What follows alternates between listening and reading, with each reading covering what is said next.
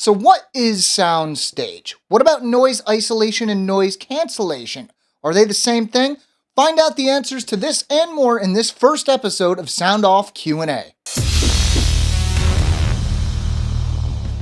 Hey everybody, I'm Chris Wook and welcome to Sound Off Q&A, a brand new show where we answer your questions about everything related to audio and furnace maintenance.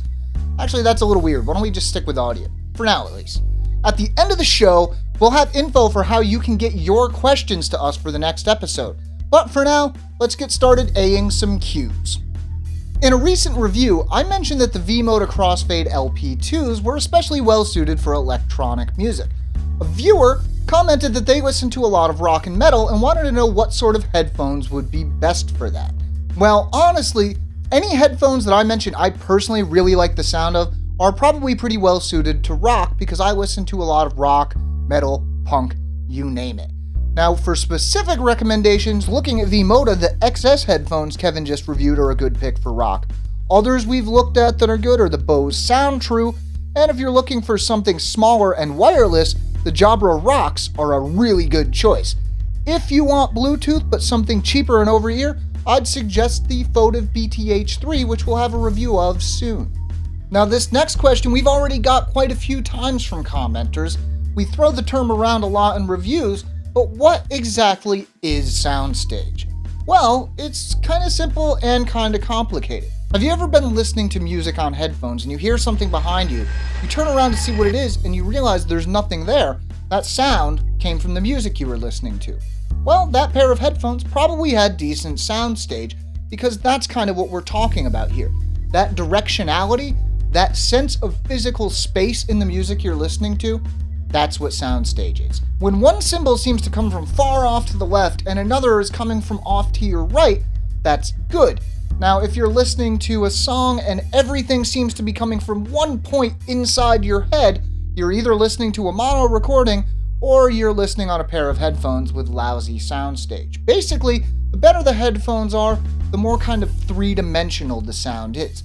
The next one is another big one that a lot of people have been asking about.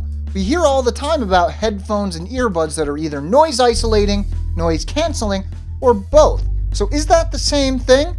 No, and actually one is way more complicated than the other one. We'll start with the simpler one first.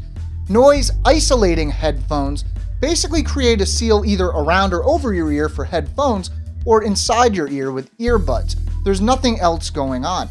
Now, depending on how good the seal is, this can work really well, especially if you're actually listening to music at the time, but it's not gonna cut back any outside noise, it's just gonna kind of muffle it. Noise canceling headphones actually try to electronically cancel out outside noise. Now, this is pretty complicated as you might imagine. It's actually really cool how it works, but pretty sciencey, so we're not gonna get into it right now. If you do want to know, make sure to ask us and we'll cover it in a future episode. This next one comes from the Just Plain Handy department. One viewer wanted to know what they could do to play music from their smartphone in a car with an older sound system. If you don't have Bluetooth or an aux-in jack available, what do you do? Well, if you have a car with a tape deck, you're in luck.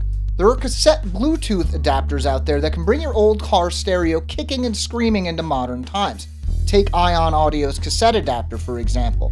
It's got a battery life of 6 hours, automatically turns off when you eject the tape, and it can even be used for hands-free calling. Pretty cool, right?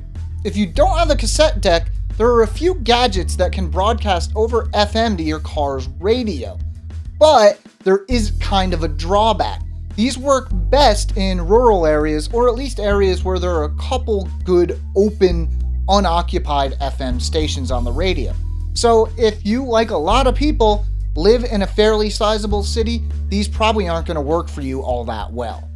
Now I know what you're thinking. There's so much more you want to know, right? Well, we're here to help, but before we can do that, we need to know what you want to know. So head over to our forums at forums.soundguys.com and ask us your questions. Even if your question isn't answered on the show, we'll try to make sure it gets answered for you in the forums. And that wraps up this first episode of Sound Off Q&A for May 2014. Make sure to head over to the forums and ask us your questions. If you haven't yet, subscribe to Sound Guys for more awesome audio stuff. You can do that by clicking right down there. I'm Chris Wook. Thanks for watching.